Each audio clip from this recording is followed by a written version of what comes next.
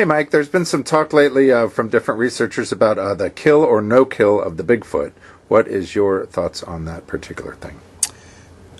Well, first off, I will say easily no kill, and that would be true regardless of what the Bigfoot turns out to be.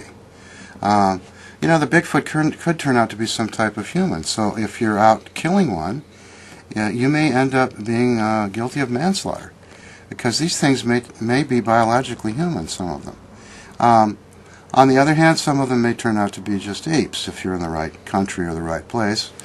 And if you shot one of those, then I guess you would just be guilty of poaching, because at least in this country and in most countries, you have to have a permit to hunt a particular animal, especially one that would be as important as this to the ecology. So you can't just go out in the woods and gun down anything you see, unless, of course, it's life-threatening. If something is going to kill you, then you have the right to protect yourself. But otherwise, a hunter has to have a license and a tag for the animal he shoots. And the first rule of hunting is you do not shoot at anything until you know what it is you're shooting at. Otherwise, we'd have a hell of a lot more hunting accidents than we currently do. Now, and maybe this is how I should make a segue here. We have people of late who are opening fire on Bigfoots, and then stating openly to the public at large that they're doing so.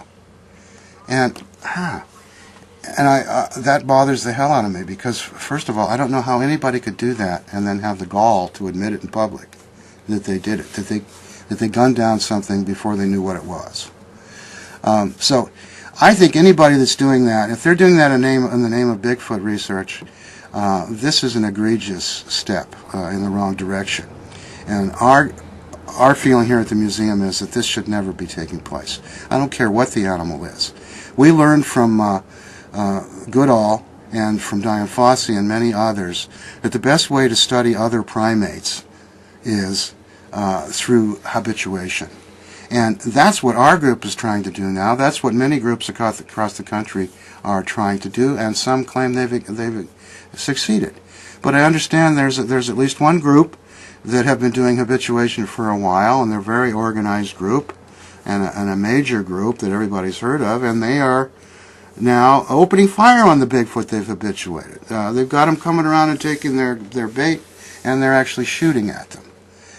My God, well, I don't know how people can do this, and why there aren't some authorities or somebody who take an exception to this act.